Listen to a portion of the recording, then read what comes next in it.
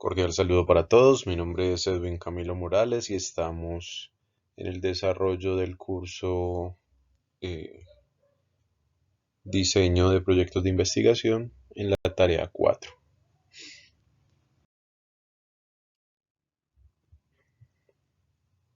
Para este curso pues hemos estado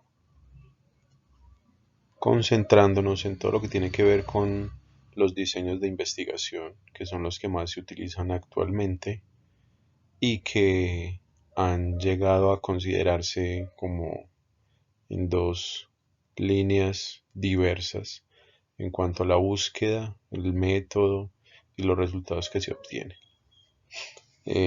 Para empezar con esta presentación, pues vamos a definir qué son los experimentos, que es lo que da la base de la investigación. Cuando definimos experimento, entendimos como la acción de elegir o realizar precisamente esa acción y después observar las consecuencias. Es una acción entonces que está determinada para ser observada. Requiere la manipulación intencional para poder analizar los resultados. También lo podríamos entender como un estudio en el que se manipula intencionalmente una o más variables y acá ya entra este término que es muy propio de la experimentación, que son las variables, pero en el experimento quienes entran a ser manipuladas son las variables independientes, que las entendemos como las supuestas causas o antecedentes, para analizar las consecuencias que la manipulación tendría sobre las variables dependientes, que son pues los supuestos efectos o consecuentes dentro de una situación de control para el investigador.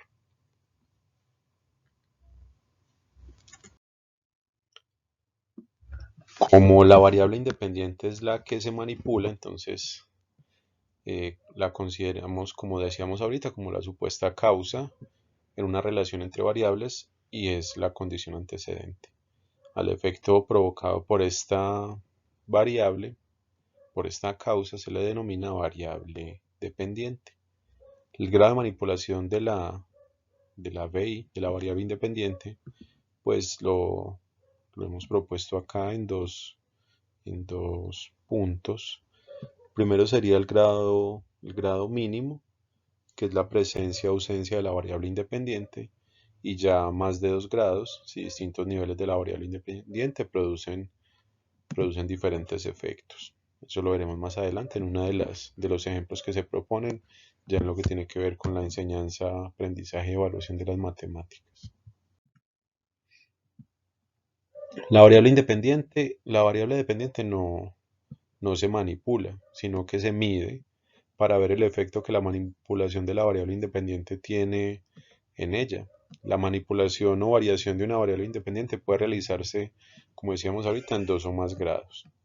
El nivel mínimo, pues, es la presencia o ausencia de la variable y cada nivel o grado de manipulación comprende un grupo en el experimento.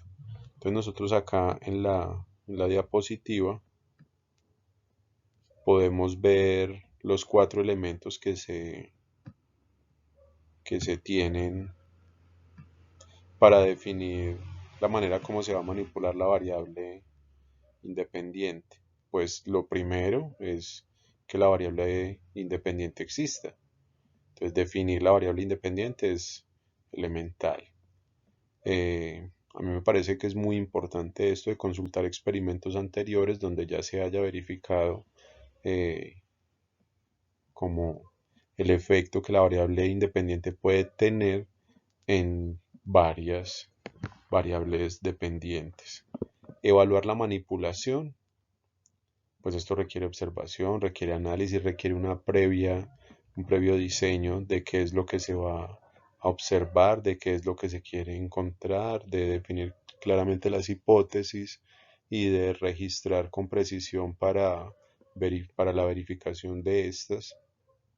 Entonces este es el cuarto punto donde decimos incluir la verificación a la manipulación, porque pues el objetivo de todo experimento no es singular, sino poderlo generalizar, hacerlo que que pueda transpolarse a otras situaciones similares.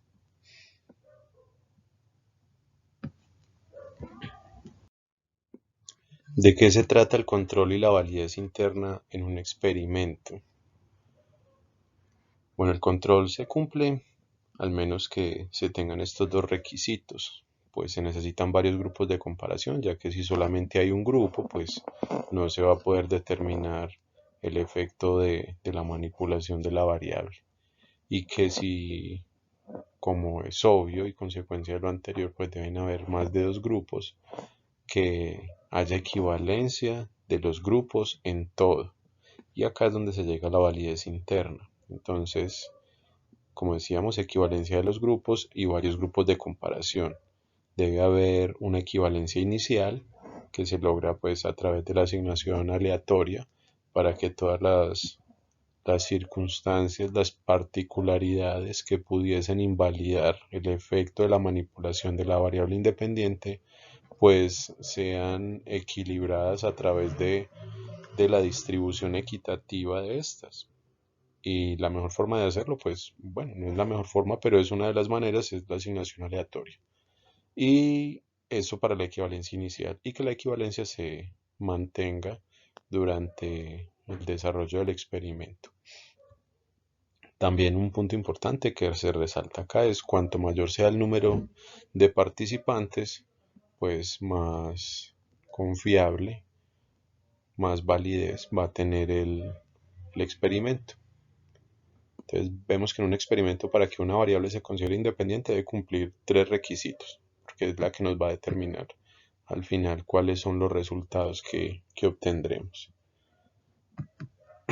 Que antes sea la dependiente, que varíe o sea manipulada y que esta variación pueda controlarse.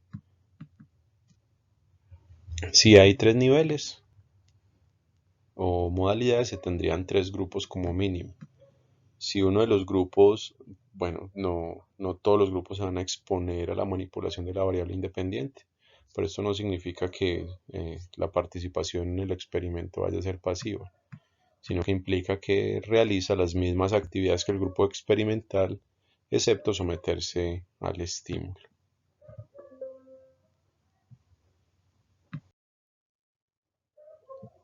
Bueno, como dijimos al principio, vamos a ver algunos ejemplos de cómo se podrían realizar experimentos en la enseñanza, aprendizaje y evaluación de las matemáticas. Entonces, para hacerlo, dijimos, lo primero que se tiene que hacer es la existencia de la variable independiente y de cuáles serían las variables dependientes en las que se establecería la medición, ¿sí? Porque es en la variable dependiente en donde se va a observar el efecto. Para la medición, pues, al menos debe cumplir tres requisitos, que es que debe ser adecuada, válida y confiable. Entonces vemos acá en la diapositiva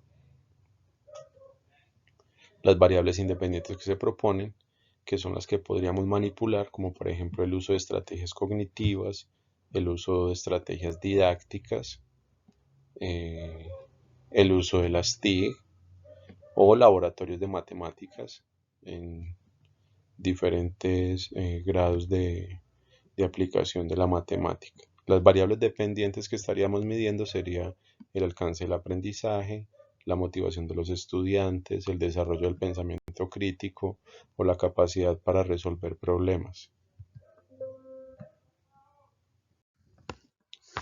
Bueno, vamos a ver dos ejemplos de las variables independientes y dependientes que se establecieron en la propuesta de enseñanza, aprendizaje y evaluación de las matemáticas.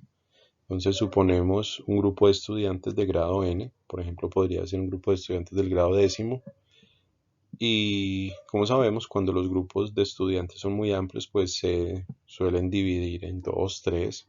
Supongamos que tenemos un grado décimo de un colegio X y se tienen dos grupos de grado décimo, ¿sí? O sea, el grado décimo divide en dos grupos. Entonces tendríamos el grupo 1, grupo 2. Por decir algo, tendríamos décimo A y décimo B. Ahora, Con el grupo uno podríamos hacer que el desarrollo de lo desarrollo curricular del área en matemáticas se haga a través de estrategias cognitivas, ¿sí? Mientras que con el grupo 2 el desarrollo curricular del área de matemáticas lo haríamos a través de la enseñanza tradicional. ¿Cuál sería el efecto que se estaría midiendo? Sería el nivel de aprendizaje de los contenidos, más bien de las competencias en el área de matemáticas y su aplicación.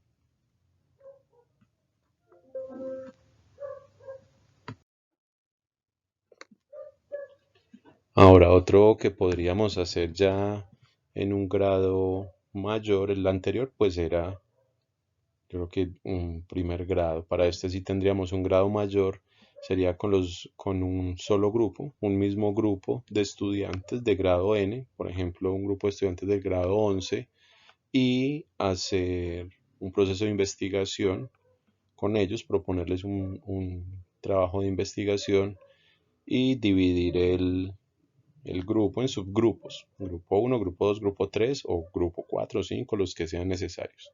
Para cada grupo se entregaría una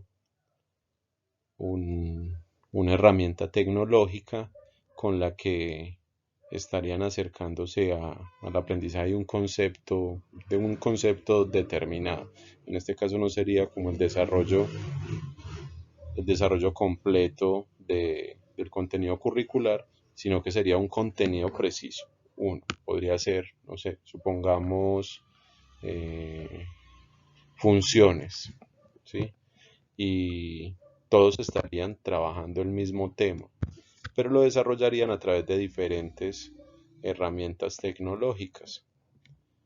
Luego la medición se establecería a través de la resolución de un problema matemático o de problemas matemáticos en las que se haga evidente varias cosas. Por eso se propone que la medición se haga con una rúbrica de resolución de problema. Entonces, ¿qué se estaría midiendo en ella? Se estaría midiendo, por ejemplo, la capacidad del estudiante para modelar el problema, para establecer cuáles son los datos, la capacidad del estudiante para reconocer herramientas que le pueden servir para solucionar el problema, la capacidad del estudiante para argumentar las respuestas que encuentra y la capacidad para comunicar después eh, la respuesta y generalizarla a, a que el concepto ya salga del problema y se pueda hacer un concepto general que él pueda aplicar en cualquier situación de la vida.